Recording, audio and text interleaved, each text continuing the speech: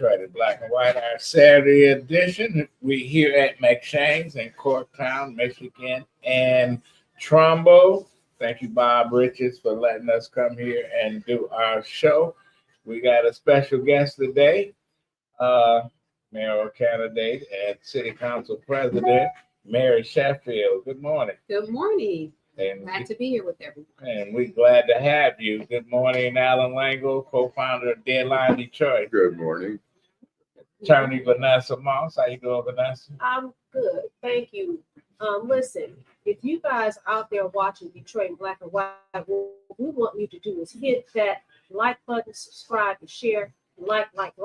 You can join us on all social media platforms. You can join us every Wednesday, every Friday, and every Saturday. Good morning. Okay, we got the council president here. Listen, I'm undecided. I'm a voter in Detroit. Why should I vote for you?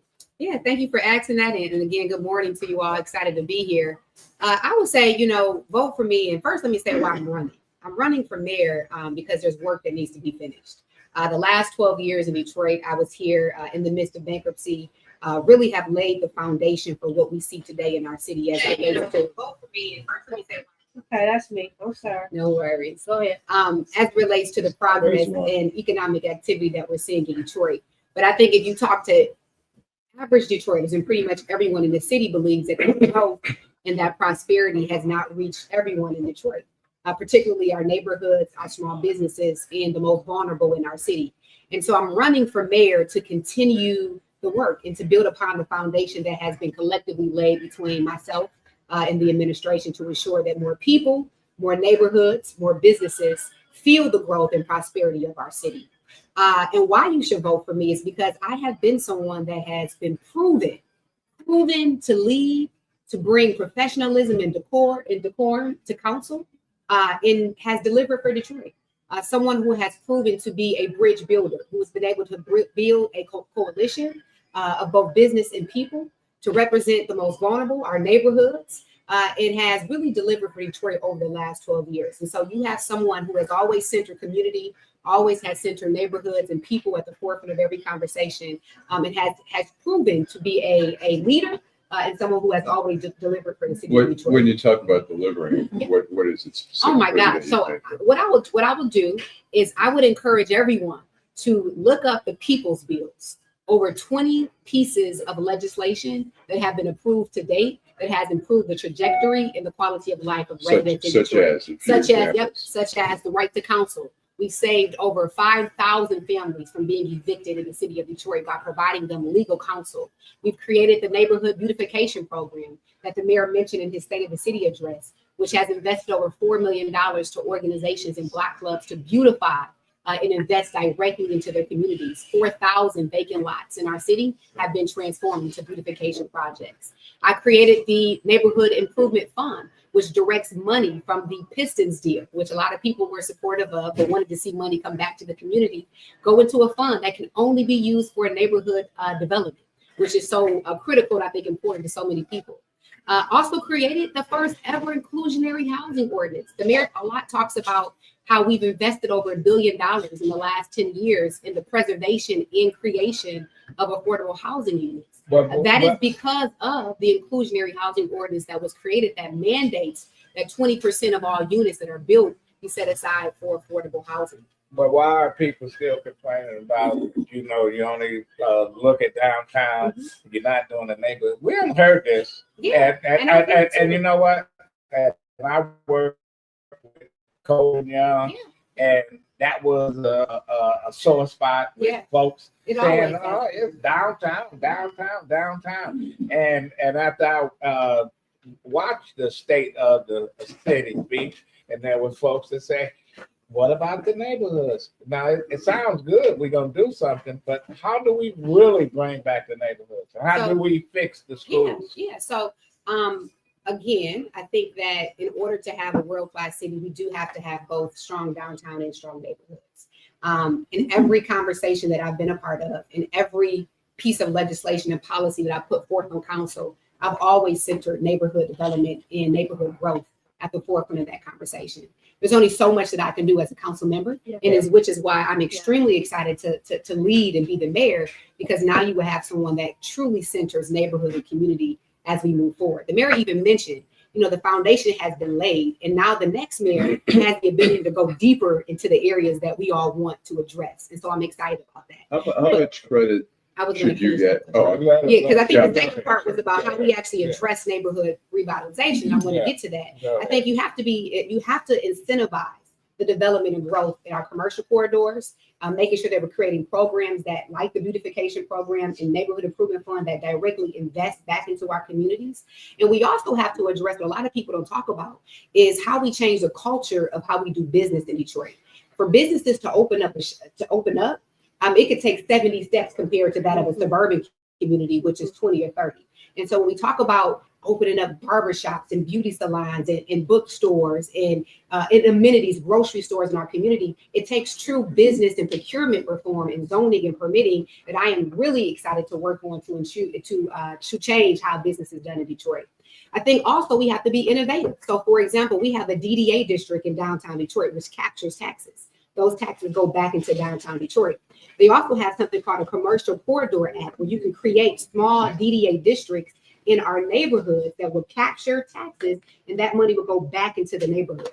And so I think we have to just be intentional. That's my favorite word, is intentionality. And as development comes, as investment comes, how are we intentionally ensuring that money is going back? Where the school is going to come from? So the schools always need to be centered in this. And I'm so glad you mentioned that.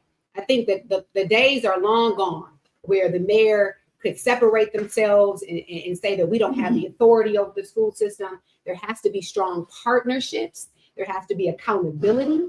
And there has to be more communication. Should the city control the schools? I think that's a political debate that's been going on for years, one in which I'm not really trying to bring forth again. What I will say is that I think the mayor can be a strong partner. The mayor has to be a partner, and it has to be accountability to address the issues of our school system. And so I would like to see a commission, something formed that brings our charter schools, our DPSCD leaders, all of our stakeholders together to measure the outcomes of our children. The number one issue that's facing DPSCD is absenteeism. And so I think the mayor could play a huge role in how we address a multi-targeted campaign to get our young people back in school. I think also from a facility standpoint, the conditions of the schools in which our children go in can also be a way in that the mayor's office can assist. And so I think there's a lot of areas around literacy, after school programming that the mayor can be a partner in addressing DPSCD. And then lastly, I would say I was with some educational leaders the other day, and they talked about how there's so many silos.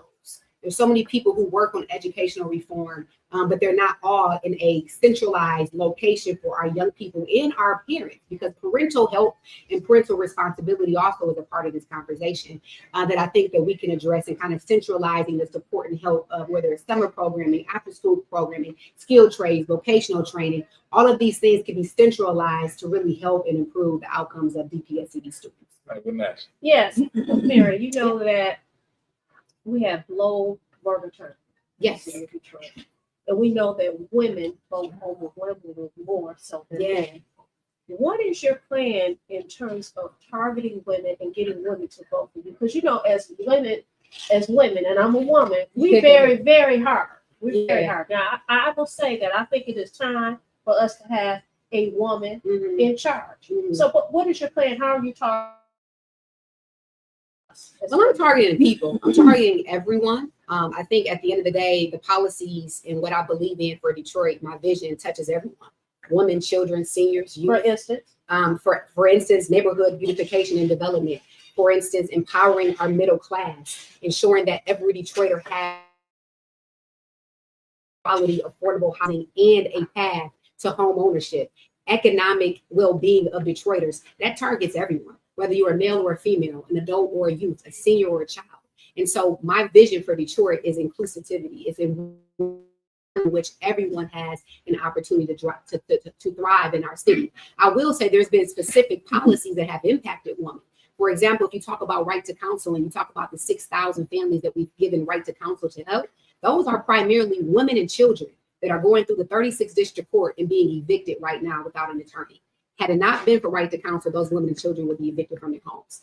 When we talk about industry standards boards, which is a way that we create, industries create a board and they advocate for better working conditions. We're right now targeting arena workers. There's a lot of women who work in the arenas in Detroit.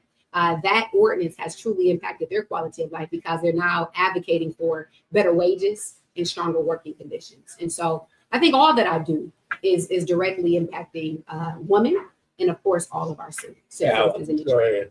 When you talk about a lot of the accomplishments that have been made, Mayor Duggan also seems to take credit, like during the State of the City address. How much is the mayor? How much is you? How much is the council? How does the voter kind of determine like what contributions you've made, the mayor has made, the council's made? I think it would take someone who's really interested in really dividing and finding that line of separation would take research to see what policies I actually put forward and which one he has. But one thing about the State of the City that I appreciated is there was not a lot of eyes. There was we and us. And it shows the collaborative spirit of what we fostered over the last 12 years. And so I think it has been a we. Now, while I have not always agreed with a lot of the mayor's direction and priorities, in fact, there's some things that I thought I would like to see more of a priority and focus on. I've always tried to support as much as I can his vision by also not advocating for what I believe is important too. So I would say it's been a collaborative effort. I mean, he is the mayor, he's the visionary, he's the CEO, he's the executive. So he proposes things and council either votes it up or votes it down. We dispose of it or we approve it.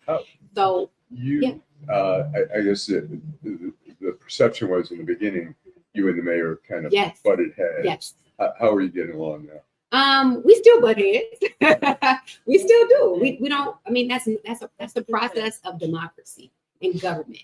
We don't always agree. I think that's a good thing. And let me just say this too. As a council member, my job has always been to be the checks and the balance of the mayor.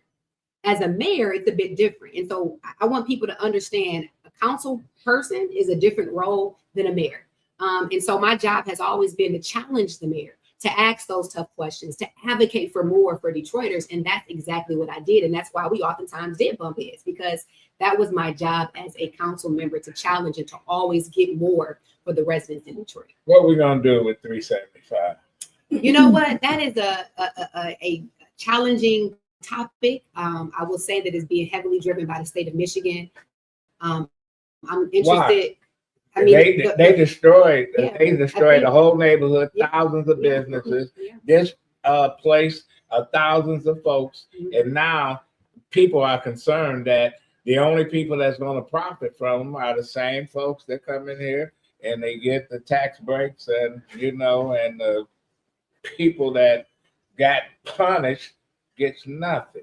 So who's going to control that? Is that MDOT? It's heavily driven by MDOT. The city's planning and development department has some involvement in it. We do have some zoning changes that would have to be made.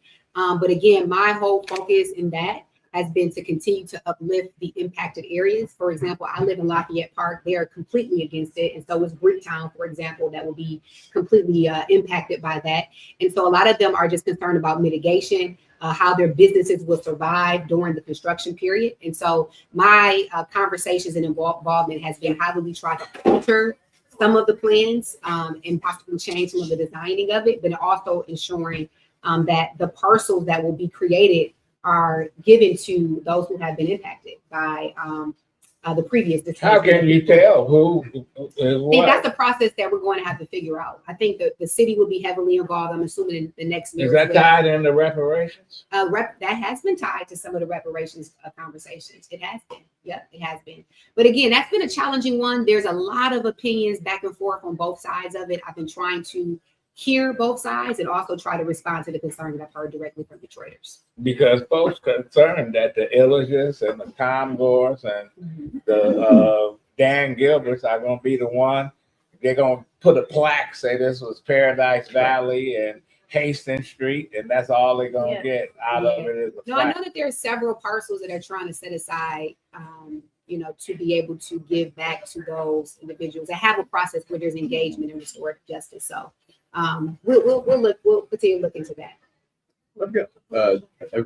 Okay, we're going to take a break and we're going to come back and continue the conversation. Hi, I'm Eric Sabri, your Wayne County Treasurer.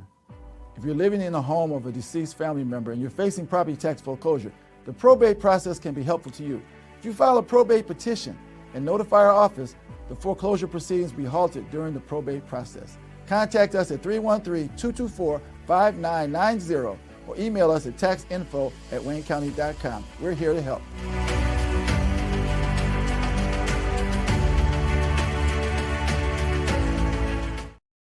And your vote on solar panels, you said yes. Okay, we Or no are at one back. point, you said yes. We're So back. Okay, we're back. We're We're back live. You know what? We got a question, Council President. People want to know, how did you get here? How did you decide to run? How did you decide to get into politics? Oh man. And I know you come from a family of activists Yeah. and folks, community people. How did you? Yeah, no, good question. You know, a lot of times I believe that it was something that called me and pulled me into. As you mentioned, come from a long legacy of civil rights, social justice. And so really, I believe you're shaped based on what you're exposed to, your experiences, and your environment. And all of those three things pointed to public service for me my whole life. Since I was 14, I've been serving the community. I was looking at pictures the other day when I was volunteer at 11 years old with Mayor Archer. I was in a protest at 10 years old with Jeffrey Fiver and L. Sharpton and Dick Gregory at Lord and Taylor. I don't know if you all remember that when it was a young guy who got killed because he stole the bracelet.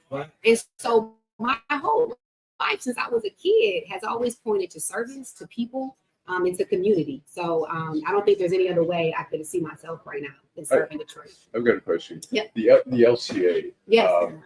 The Elliches were given, some people complain, they were given a lot of money for the stadium. Yes. And yet this District of Detroit, we've seen a lot of parking lots come up instead of Tell development. me about How do you feel about it? I don't feel good about how do we it. deal with that? I don't feel Tell good. the Elliches, hold them responsible for what, $400 million that they got from the stadium. Yeah. And you go by that area and it's still not developed anywhere near close. And the stadium opened in 2017. That's Tell me about 8 years. Yeah.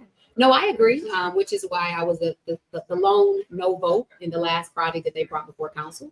A lot of promises that were made, not a lot of results that were delivered. That's big for me. You have to be able to deliver on what you say you will do. I think that they offered more than what they could do. And if I'm not sure if you've been following along, but their most recent plan, District Detroit, has been altered tremendously. They offered to do housing and now it's hotel space. And so again, it's just about ensuring that there's a return on investment. We're giving out tax abatements, that Detroiters are being employed, that there's a benefit to our city, and that they're actually doing what they say that they will do. And if not, there needs to be stronger fines and penalties and clawbacks, that those incentives will be taken back from you, and that you can no longer continue to do business in Detroit. Right. Or make the projects a little bit more feasible and smaller, and phase them in versus a huge, incentive package and transformative deal that you can't accomplish. Right. So I do appreciate you raising that, because I did vote no on that project, and it was simply because, again, of past practices of not delivering results for Detroiters. Good. So when we were on break, I indicated that if we have viewers, and some of the questions I can read, some of them I can't. But it was one of the questions was about what is your position on CBAs and CBOs? Another question was, let's take that one first. Okay. So community benefit agreement, I wholeheartedly support. I was actually in support of the initial ballot proposal that would give a legal binding agreement between the community and the developer. Right now, we have a different version of it. It's a little bit more watered down, I believe. But what I would say is I believe in true community engagement, where the developer has to go to the community and talk about what the benefits will be, the impact of the development will have on the community, and what the community wants to see for that project. And so I've always been a supporter of that. And I think that we as a city actually can improve upon how we do engage with community. Because right now, I don't think it's really an authentic process. I think a lot of times community feels that development is already set in stone, and then they come and say, here's what it is, versus here's an idea I have for your community. Let's talk about what you all want and how you all view this project. So I have a lot of ideas about how we can better improve what true community engagement looks like. But I do believe in a community benefits agreement and a process that ensures that as development comes to community, that community benefits and has dialogue with that developer around benefits for themselves. So the other question, we have a whole lot of questions, but one of the questions or statements was about your position on solar panels. Yeah. They, it seemed to be, you seem to say no in one instance and yes in the other instance. Why? Yeah, great question. So I voted no originally because I didn't believe that the way it was rolled out was done in the right way. And so if you go into a community that has been neglected for years and you say, hey, we're going to finally do something in this community and we're going to bring solar panels, of course, most people would say, we want it. But if you say, hey, we also have an option to bring housing too, if I didn't feel like they really had an option. It was just, hey, we're going to bring this, and they got excited versus, hey, here's some options that we can bring in your community and let me let you pick. And so I was a little bit disappointed in how it was rolled out. I also believe that we have so much vacant land, and that is our asset. That is a great thing for Detroit, and we can use that vacant land to build housing for Detroiters. Right. So I was very concerned about that. And so I voted no the first time. The second time it came around, because these were only in certain areas in the district. It was not in District 5. My community didn't want it at all. However, I did go over to District 3, and we actually walked the entire area where the solar panels were being proposed. Where is District 3? District 3, far east side, over by the city airport. Okay, I know exactly. Yep. Okay. So we walked the whole area. We knocked on doors, and every single person over there wanted it. They wanted it. They did. And so for me, I'm not going to go against and we talked to them. Every door I knocked on, every person said, yeah, we actually want them here. We want them in this area. And so because of that, I voted for it. Now, with that being said, do I fully support the concept? Not necessarily, because I think what we could do is we can develop solar panels on the roofs of housing, on these multi-development complexes. They're doing it in other cities right now, where you build housing and then you put solar panels on top of them. So I think I have a different perspective, but again, as the mayor leading and then me doing my due diligence and asking those neighbors in that community, did they support it? I feel comfortable voting for the second round of the solar panels. But I'm glad you talked about that area over there. Yeah. What are we going to do with City Airport?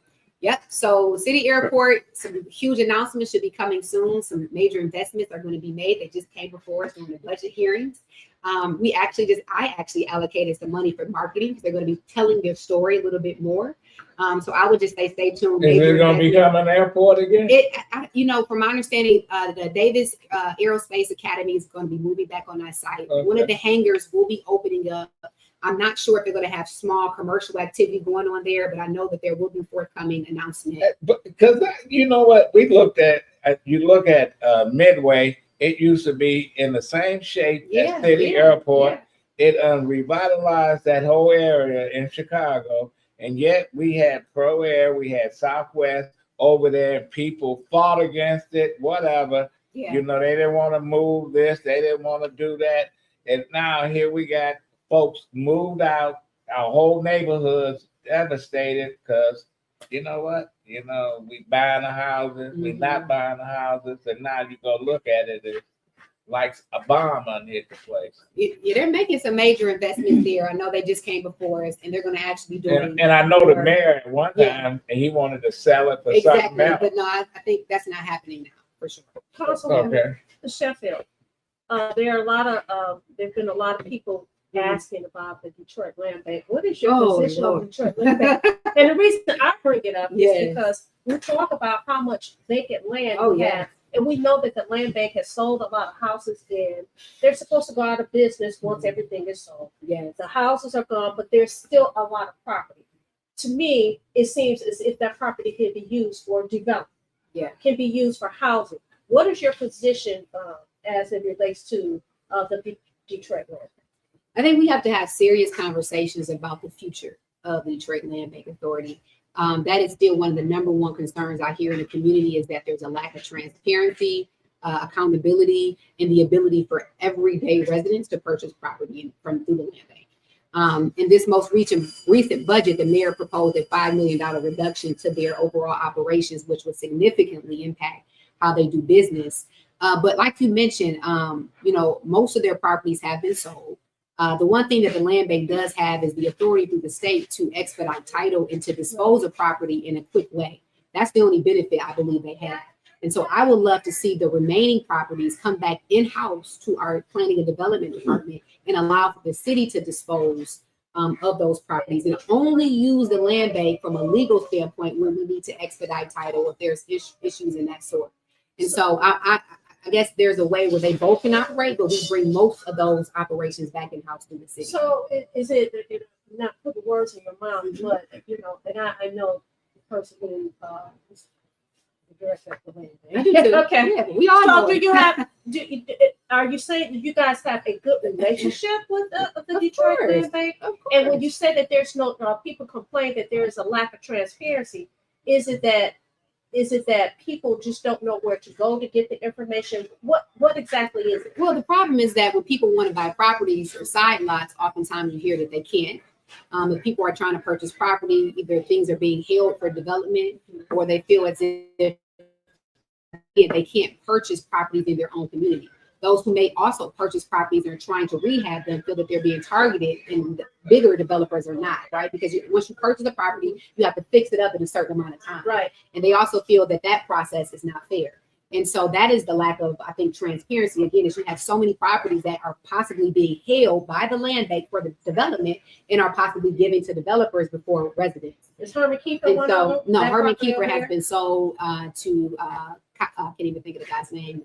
It's escaping me right So now. what is But he that's gonna do going with through, that's going through What legal is it? action. The Yeah. city is taking that property back right now. Oh, She's That's suing. why I was Yeah, born. exactly. Yeah, I was born in North Yeah. I've got Yeah, a the question. city's taking that property back. Right, and Yeah. as they should. Yeah. Right. We're in the We've got process a lot of doing that. empty land, vacant land in the city of Detroit. Some people suggest, like in Bangalore where we have a big Bangladeshi population, that we encourage migration from some of the countries like Ukraine and Haiti and stuff like that to fill up some of the space and let people develop that. I know there's some opposition, and some people in the city say we don't want foreigners here, whatever. Other people say we've got so much space, let's make it happen. Yeah. What do you? Well, I believe that historically Detroit has always been a diverse city. And so I believe that this We should need be, them. and I think one of the major concerns we have is we need population and density in Right. our city. Yeah. But I think a part of population and density, though, I think we always think about how we attract people here. And we always neglect to figure out how we retain people. Right. And that's a big thing for me. It's always how we get people here, but what about those that are already here? But We gotta keep those I was an things, too. advocate of when Katrina happened and they displaced all the folks in New Orleans, and some cities didn't want them. And I said, we need to take them. Yeah. And people say, we don't need them from New Orleans. Yeah, we do need them. We got the space. Why can't we have them? Yes. And look what happened to Hamtramck, and look what happened to a whole lot of other cities. They instead of kicking people out, we need to encourage people to come in. And I know you tight on time. How do people get in touch with your campaign? And You have a whole lot of them. Well, Yeah. I can take a couple Go more. ahead. Let's take a Okay, couple Lada. more. I don't want anyone to feel they didn't get their question asked. Okay, so Okay, I go ahead. just want to say, Burdell, thanks. He gave you the highest compliment. He talked about how Davo has helped him Oh, okay. tremendously. Nice. We also have BG said we need a walking street area. I don't know Walking exactly. Yeah, street? I don't know what he you means. got one downtown. But Queen Bee, would you put Queen Bee's question back up? She had a whole lot of questions, but she had one question in particular that I want to address. I can't see What I it. just say about the walkability is that is a priority. We have the Joe Louis Greenway that we're investing in. And everywhere we go, for me, for neighborhood growth, it's about how we create, 10-minute walkable communities where we're investing in streetscapes, and walkability and vibrancy of our communities is important. So I'm glad they mentioned that. What about the competition in the race? How do you see yourself? There are a lot of candidates. Yeah. Are you head and shoulders above, or how would you describe What do you mean, yourself? my head and shoulders? In I guess terms of the pack. I am really, I know others are running. I'm just really staying laser focused on the amazing energy and love that I'm receiving from Detroiters. Trying to, hone in on the issues that people have, and how I directly can respond to those. I mean, I understand it's a race, but I just try not to get involved in any of it. I just focus directly on my vision for Detroit, what I've done as a leader here, and what I want to do moving forward. But really listening and tuning in to the positivity that I feel from overwhelmingly for Detroiters. So that's how I feel about that. We're gonna And I am the most qualified, We're gonna most capable, right. able and willing and ready day one to deliver from Detroit. Okay, Detroit. we're gonna take a break and we're gonna come back and we're gonna wrap up this interview with Mayor Sheffield, Council President, candidate for mayor. We'll be right back. Hi, I'm Eric Sabri, your Wayne County Treasurer. Are you living in the home of a deceased family member and you're facing property tax foreclosure, or maybe you know someone who's in the same situation? The probate process may be helpful to you.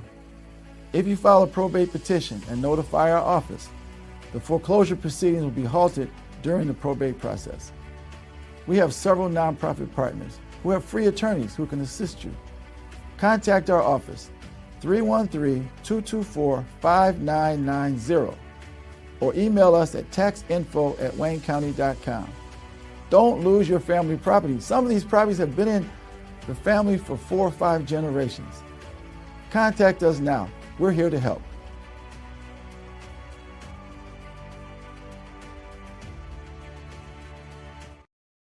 Okay, Allan and then Vanessa. Okay. I guess to me, as a resident of Detroit and considering who to vote for, I think one of the strengths of Mayor Duggan has been his managerial skills. Yes. How are your managerial skills? Woo! I'm a tough cookie. Yeah.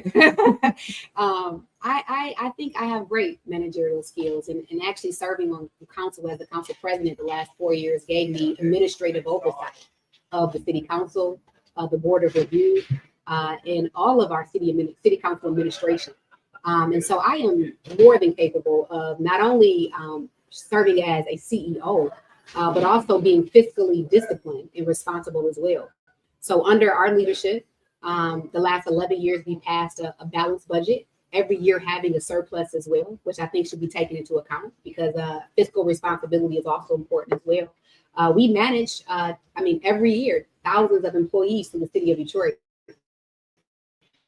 I have 9 employees, and again, I oversee all council administration within the city council's office as well. So that leadership is there. And I think most importantly, whoever is mayor is not going to just be solely them. It's about your ability to recruit talent, which Mayor Duggan was also good at, because no one is strong at everything. Not one person. I don't care who you are. So you have to be able to find people who have strengths and in your weaknesses, and be able to recruit those who are capable and able as well. And so we're going to be very intentional about attracting and recruiting great talent, not just locally, but if we need to go elsewhere as well too, to ensure that the progress of Detroit moves forward. So this is not from Vanessa, this is from one of the viewers. What is your plan? So what is your plan in terms of getting investment in the neighborhoods like Gratiot and New Orleans, Dexter, Davis, Grand River, Wyoming? What is your plan? So I think what I mentioned earlier, I would love to see small commercial corridor districts, similar to the DDA, where you incentivize the development of development in certain areas. The Commercial Corridor Act allows for that to happen. So I think you have to incentivize it in certain areas and provide incentives as need be to spur that development in those areas. I also think when it comes to some of the business reforms that I want to make, as it relates to how do you eliminate some of the zoning and permitting process that it takes to start shop in Detroit, that helps to the revitalization of our communities. I know tons of people want to do grocery stores and businesses, but again, the navigating city processes can be a detriment and a barrier to businesses open up and shop. So we will continue to incentivize it by, again, creating zones and areas where we can offer incentives for developers to come into those areas and incentivize it. And then as, again, development comes into these larger areas of downtown, a part of the conversation is how is this coming back to our neighborhood? And I think that creates that intentionality of doing that as well. Well, how do people get in contact? Okay, so everyone can go to marysheffield.com. Everything is at marysheffield.com. Our offices are open. We have tons of coalitions for you to join, whether it's Men for Mary. We just had a great event at Tony Stovall's place. Is it Hot Sam's? Yes. Hot Sam's. Legacy Business has been here for 100 years in Detroit. They hosted a Men for Mary event with Judge Greg Mathis.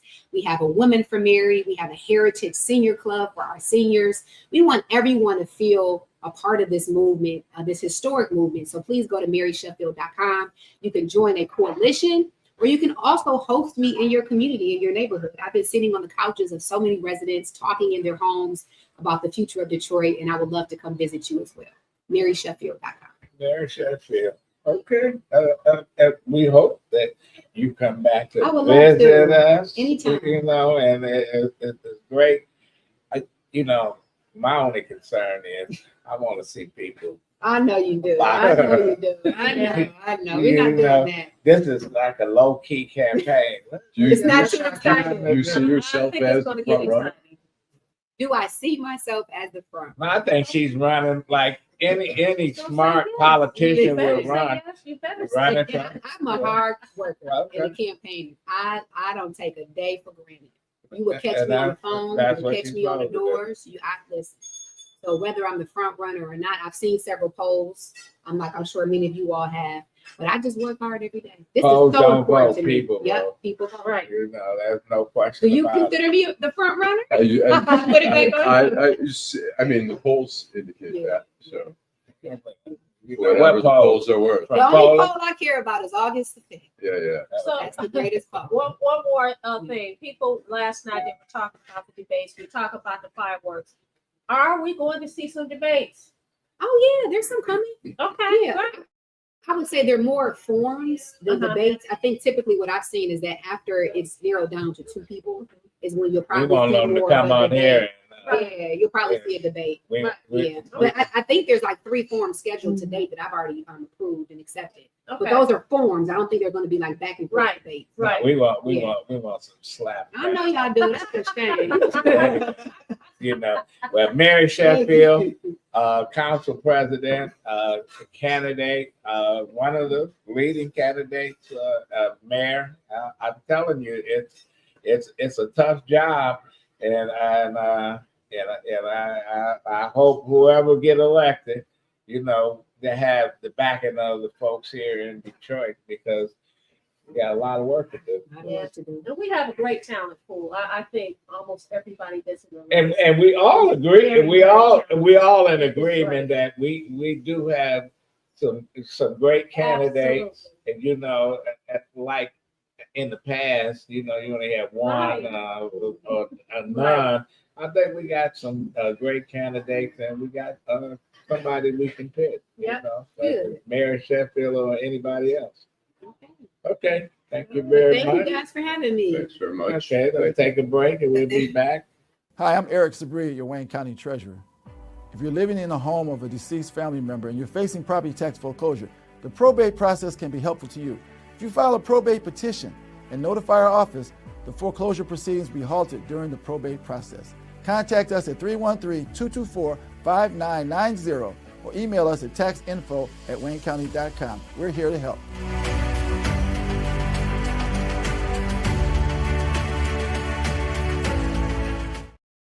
Right, We are back. We are back. It's Detroit commercial. No, no, no. Oh, we're back in Detroit, black and white. Y'all need to get out the way. Move out the way. We're back in Detroit, black and white. We just had a great interview with Councilwoman Mary Sheffield last night. Yesterday, Adolph had an interview with former Chief of Police Craig. We've had Santil Jenkins on the show. We're gonna have Top Perkins on the show. I know that Adolph has been in communication with Reverend Kinlock. So yeah, Fred Durhall has been on the show. Very good interview. So you know, now we got to get some of these city council folks on the show. Talk about what they're planning to do and you know, get our viewers engaged. But thanks so much. Okay, Eric, you coming to join? Okay. All right. All righty. So, what else? I just want to say last night was an amazing night. If you're a sports fan here in Detroit and Michigan, you had the Michigan game Michigan State game. You had the Pistons, who beat one of the best teams in the NBA. They beat the Cleveland Cavaliers.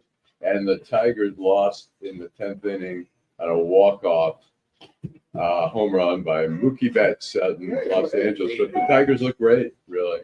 So it was actually just a crazy night if you were a sports fan. But no, thank you. yeah, well, I always say sports is such a good distraction. I think as I get older, I appreciate the distraction even more when we see all the craziness in the world. So. But it's a good business too. Don't minimize the business. No, it's a huge business. That's the major part of it. And I'm just, It's a huge business. and I was at the game, and after we did our nonprofit piece, I mean, I'm just not in the NBA no more, so I left. I didn't care about Cleveland being so great, but the NBA is so different now that it's hard to watch. I mean, I've only watched maybe 2 games so far this season. I mean, I just can't get into it anymore. The jacking the 3-pointers on a 4-on-1 fast break, and you jacking a 3-pointer, that's not basketball. So you're really into sports when it comes to college. I mean, I'm college, school. college, high school. I mean, I'm a coach of a young track team. I just can't get into pro basketball at all. Did you watch the college games last night? Yeah, I watched. I didn't watch it. I was at the game, Pistons game, doing a fundraiser for a nonprofit. I got you. But I watched U of them. You know, disappointing loss, but they had a great season. I mean, people are on Facebook and social media dogging them. People have to remember they won 8 games last year. Right. They got 11 new players this year, so to get those individuals to mesh, and they're going to be decent next year. You had Will Cheddar, who's already announced he's coming back. Roddy Gale announced he's coming back. You know, they're waiting to see what the decision is regarding Danny Wolf. But at the end of the day, these guys are making money now, so they don't feel as anxious to leave. Right, to leave. So we'll see what happens with Danny Wolf and, the transfer portal. Yeah. But at the end of the day, it was a good season. I'm not going to say I'm not a Michigan State fan. I'm just not an Izzo fan. Right. So I've never been I still think he's overrated. He's only won 1 national championship since he's been there. And he's been there, 30 years now, going on 30 years. So for them to act like he's such a great coach, Michigan has won more NCAA tournament games over the last 10 years than he has. But they still want to make it seem like he's one of the Mount Rushmore coaches. He's not. Well, I think he is a good. I just wanted to piggyback on what you said, Allan, because I think that's important. Sometimes there may be more opportunity for money in college because a lot of these guys aren't going to make it to the NBA. So they may be in a better position to get a little money in college, which is a unique position. And the NIL is necessary because when you look at the Big Ten contract with CBS, Fox, and all that, it is amazing how much money these colleges are getting. So you share that wealth with the I'm totally team. I'm totally on board with that. Michigan and Ohio State, if it was not for their football and their basketball program, they would not be able to fund the other sports at the other school. I mean, within the school. So you have to respect the fact that these coaches making millions of dollars, spread the wealth. And again, that latest Big Ten contract is phenomenal. Yeah. I mean, you're talking about the billions. I just can't imagine though. In college, I mean, I made spending money by working as a janitor at Wilson Hall up at Michigan State, and you was at Wilson Hall. Yeah, and I had enough. You were a janitor? Yeah, and I had enough money, to go to the Red Barn and get 3 hamburgers after being drunk or whatever. But I can't imagine the money, some of the big money these guys are making in college. Well, you have 7-figure. Bryce Underwood, for example, the #1 prospect in high school last year out of Belleville High School. He's at U of M now. It stated that he has a $10 million NIL deal. The guy that just transferred from New Mexico going to UCLA. He has he went to UCLA because of $3 million. Okay, you like that they're making money, but you think it's too much money? Well, you start giving. But it never be too much money. That's subjective. Yeah, when you start making $10 million, I don't know how it's being distributed among the other players. I mean, if I was the quarterback or whatever, I'm making $10 million and everyone else is making. Well, I don't know how is it like the pros. How is that distributed? Exactly. Just like the pros, the better get the more money. But one thing I like about the NIL collective at U of M is that they ensure that all athletes and all programs are able to benefit from it. Okay. So if the students get $1,000 a month, That's $1,000 more than they were not getting previously. I agree, but I'm saying I don't know how the distribution is, but in the pros, there's really, I mean, in our eyes, if somebody's only making 800,000, we think, oh my God, you're at the poverty level in sports, but that's a hell of a lot of money in the real world. That's a lot of money. And so, as long as these guys are not, I mean, some of these college students, these athletes were living, hand to mouth, whatever. And so I don't know how it's being distributed throughout now so that everyone gets a piece of the action. And I think it's important to let the viewers know that Allan is not a hologram today. He is here live in person. We haven't seen him in 4 months. Somebody asked, Deborah Harris asked, will we have Bill Gaddis on our show anytime soon? I don't know. I asked Adolph to ask her to come on the show, but she may feel like she may not. So do we have time? She may not, I don't know about that one. So do we have time, Attorney Moss, to go into the due process issue that we've been talking at such a spirited discussion? It's such a spirited discussion, but we only have a few minutes to talk Oh, I about. think we have time. We have enough time. So We do. we had a off the line chat about this deportation issue. And Eric, of course, chimed in. I'm sure Queen B and his other fans will probably agree with him. But I have a different take on this, and I always say that I have a different take on this thing. Listen, there's a thing that's called the United States Constitution, and there's a thing that's called the process. What is going on now is this. As everybody know, I practice law. I practice criminal, family, probate, and juvenile. The probate court is busting at the seams. Why? You have people making sure they file petitions to give guardianship of their children to other people because they are now being deported. It is important. The United States Constitution says that we have a process.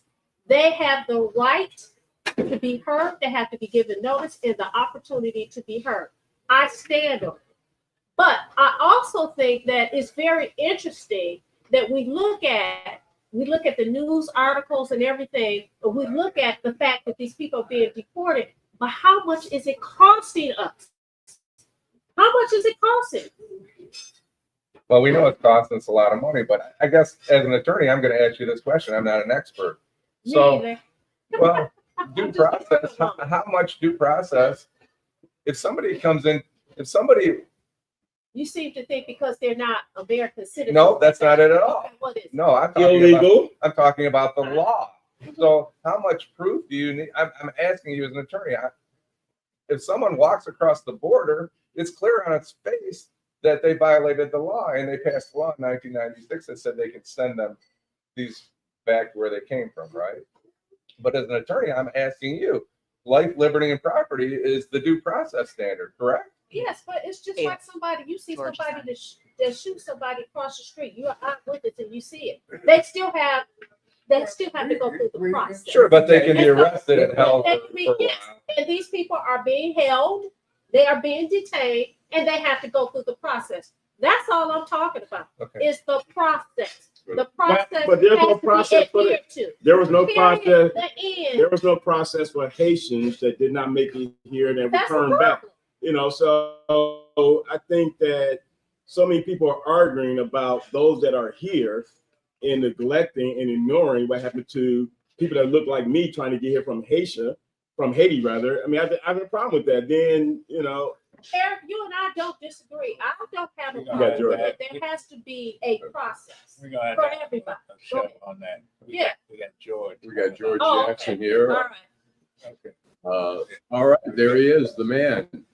Hey, how you George, doing? How are you? Yeah, I'm all right. Well, Good. Doing good. Arizona here. No, I'm in Detroit, but I'm gonna get the hell out of here on Monday. Yeah. Hey, Go George. back. Yeah. Hey, George, there's blood in my eye. You called Mayor Duggan a liar. Do Yes, you I did. stand by that statement? Yes, I do. Okay. Yes. Yeah. I mean, for one, we conducted a professional public hearing. We hired as a consultant one of the top consultants out of New York City, Cooper Robertson, known worldwide to doing riverfronts, highest and best use. They offered 5 designs. We had a lot of people come to these. And we also had open meetings at the EDCs when we voted on things. We went to city council, we went to the mayor, went through the whole process to say that What year what was they this? did. And it was, again, we focused on design development principles, proven ones, and had a top flight beyond firm to come in and do urban design. And they came up with 5 options. And it was very clear which kind of riverfront most of the people saw. Bottom line here is there was a faction mainly run by the mayor's friend and Tom LeWan's friend, Matt Cullen.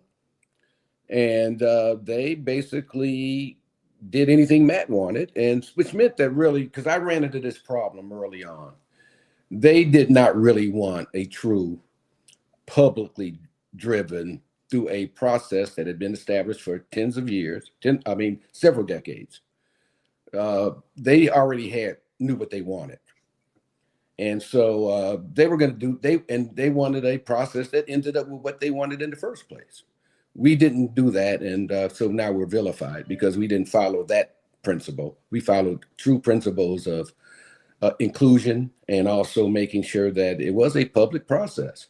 Is they whitewashing your accomplishments? Because I know that if it wasn't for your stance down here at Tiger Stadium, where they wanted to keep the old Tiger Stadium, and you was vilified, beat up, and because you didn't do what they wanted to do, where old guys come there every weekend and play at the old Tiger Stadium.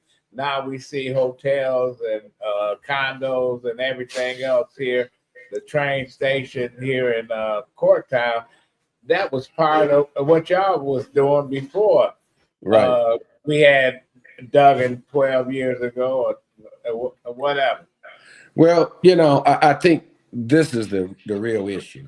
The good old boy network and wealth still want to make the decisions in Detroit. And the good old boy network is very good at doing the following. And that's what I found to be what I had run into, because what the mayor said, I heard Matt Cullen made this comment about this people trying to keep people off the Riverwalk, away from public access. The people they're criticizing are the people that did all the work. They're the ones who I led Mayoral remediation. You notice they never said that. We personally, Dan Gilbert, Mayor Duggan didn't do that. I did that. Didn't you say the Metropolitan Building they wanted to turn into a park? Absolutely.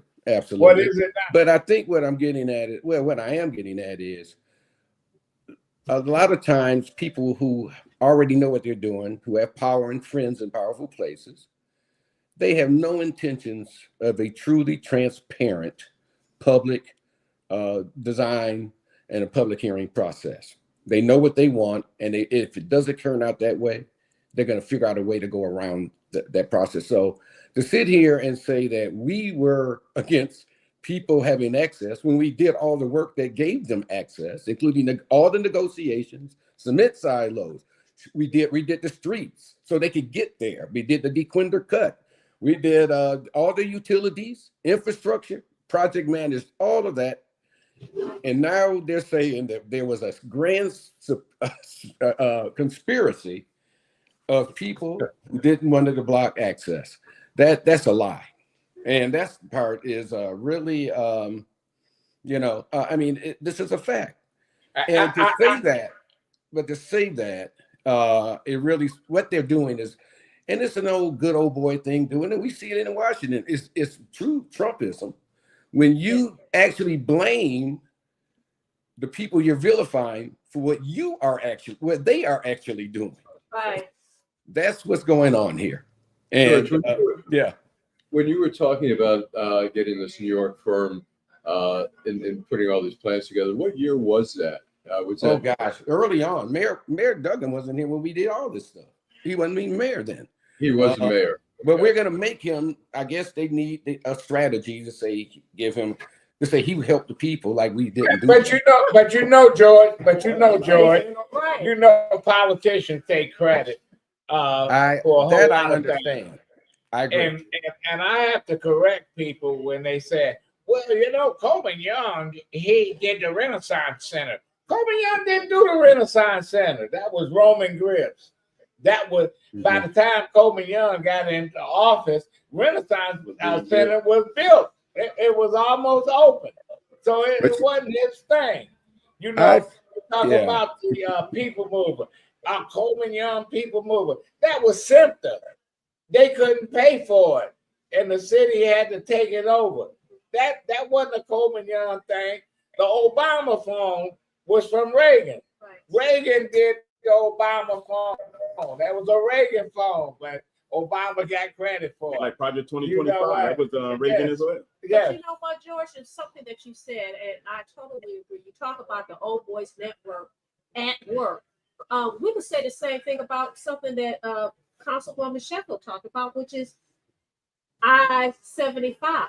And 375. I-375. Them breaking up I-375, and you know, initially it was, oh, we're going to restore it. We're going to make sure they ain't gonna do shit. This place, you know, it's going to be reparations, and then you start hearing something slightly different. When in fact, we know You're gonna have a that they plaque. already had have this a all plaque. in play. The All Boys Network was already in play as to what they were doing. I think that that should be watched closely. I think that the residents and people that are in that area have valid concerns. And I think what's happening here is a good example of why I feel that way. Because you either admit you don't want a transparent, fully involved or fully integrated plan with the community and the people. Just admit I'm going to give you 40 million, George. I'm Just hoping give me that a doesn't happen in basketball court. 375. Give me a basketball court. That's all I want.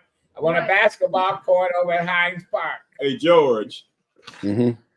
Oh, I see the State of the City speech the other night as pretty much a campaign spiel for him running for governor.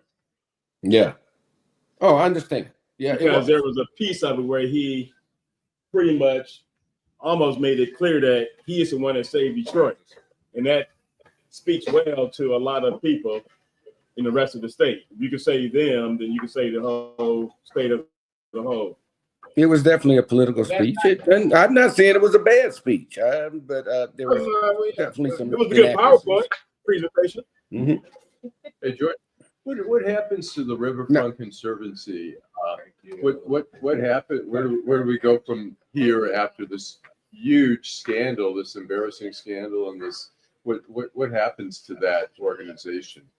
Well, at this point, I think that there have been 3 people co-chairing: Steve Hamp, Rod Gillum, and I forgot the lady's name from the bank there. It'll come to me. And they are co-chairing with Matt is still on the board and on the executive committee. And right now they're going over governance things and looking at reorganizing the conservancy. Should the top people on the board be not? Should they have been eliminated? All the board should be eliminated. I'm sorry, they were all complicit. What's your feeling about in terms of particularly the top people like Matt Cullen and all that? Well, I do think that new blood should be brought in. New blood that is more independent. And not part of the clique that was there. I really think that they should leave room to make sure that happens. And I think then you would gain in credibility as opposed to making it about personalities. Right. So donating money at this point? Pardon me? Is anyone donating money to the Conservancy anymore? My understanding, I would be reluctant. Yeah, they are looking in terms of trying to revive. And they're going to have to come out of this and make some changes that do. And that's what they are trying to do at this point in time. Yes. Well, George, But you I raise certainly a good point. Yeah. hope- Yes. George, I certainly hope that they do. I've always said, listen, that whole board is responsible for what happened. Mhm. Yeah. And so, listen, new blood, all of them should go. New blood, period. Okay, well. I think that they definitely should bring in more people who are independent of the group that was there, and that their voices will be accepted. Right. I think that's the problem with a lot of the organizations, a lot of things that happen, and that's why we have some things that don't work out. Is that basically people surround themselves with their buddies and friends and people they feel comfortable with, not necessarily someone who has competence and independence. I know at the Growth Corporation when I ran it, I wanted people who knew stuff that I didn't know, and I gave them the authority and the independence. Not just gave them a responsibility. And I think that's what we need to do in all of these boards. I mean, because even when I was there, I was on every board imaginable. So you end up with the same people on all the boards, including if you look at one board and then you look at the DDP, look at all of them, they're basically all the same people. So do you really get truly fresh thinking? What we presented in this plan that now was being knocked by Mayor Duggan was a fresh approach, unbiased approach, which we have not done in the past. That's how we ended up with the monkey bars on Washington Boulevard, which we got rid of, by the way, before. That's how we ended up with Joe Louis Arena, a big box sitting on the waterfront, blocking in the water. Or we That's how used we to ended have up in one rail that those had their trolleys. tracks on Remember the side trolleys? streets instead of the trolley. I mean, we continue to shoot ourselves in the foot by not following principles of highest and best use. And what we do instead is about who is the most powerful group of people that supporting what they want to do is not even tied to the professional standards that we have tried to instill on the waterfront. And now Well, we're basically how did we get the toy train down Woodward? The toy train. We spent the all biggest that mistake money on there. the Yeah. toy train. What? But again, I do recall several professionals said, if you're going to do this, first of all, it's supposed to have been light rail, and it ended up being a streetcar, really. It was just a fancy streetcar. It was slow. But then we made it slower because train from a toy store and put it on Woodward. That's basically what they did. It's a toy train. The biggest problem was not putting it in a dedicated center lane. Instead of they put it on the curb. That was not what the professional transportation people did not want. Told them to put the center lane in. If they listened to professionals, and here we go again, acting like the professional people had a great design with 5 options and let people vote it on which one. It wasn't even they picked the one they picked wasn't even the one I wanted. But they had Choo Choo Charlie put the train together. So hey George, thank you for coming on. I can see you as a conductor on a toy train. Well, as I said, I understand in politicians when they're running for office. What I have some real concern about is when they vilified the very people who did all the heavy lifting and all the work. And no question. That's take a village and to raise a that's child. diabolical. Well, you know what? It took a whole lot of folks to make stuff happen. And I keep telling folks, I said, Duggan was smart. He went and got the playbook that Coleman Young and them had 50 years ago. And listen, I ain't mad at him. This is what you're supposed to do. You already had a blueprint and you're supposed to do it. But you're supposed to give people credit where credit is due. Yeah. And no question. And name one thing I mentioned that we did that wasn't about getting people access to the river. And don't forget the DeQuinder cut too, by the way. We did that too. But We're the villains because according Well, to one last and Mayor Duggan. one last question. You know that old Joe Muir's restaurant right there on Gratiot.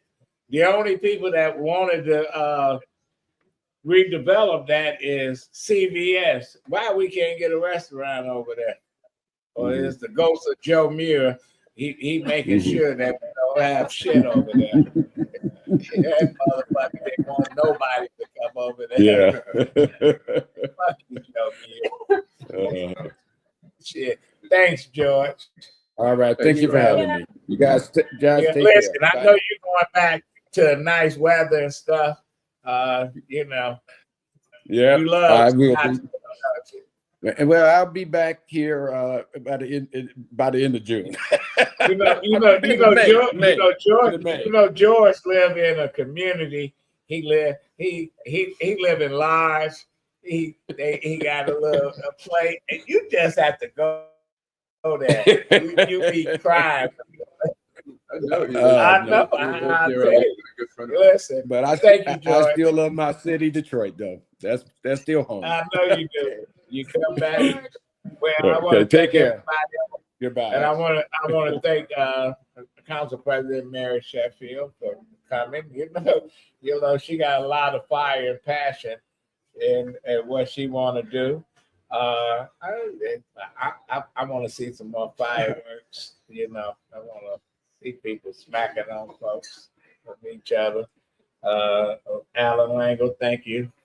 Thank you. Vanessa Moss, Thank Eric you. Brown, Jim, Teresa, and all the other folks out there that's watching us. We'll be back on Wednesday at 8:30. You know, thanks Bob Richards for Roberts. Yeah, he run a tight ship here. Speaking of the Rolling Stones, Right. Keith Richards. Keith Richards, ain't he dead yet? No, it's not. Oh, Still he breathing. looks Still wearing dead. his eyeliner. He looks dead. I never understood. He had more drugs than him than CBS, though. All right.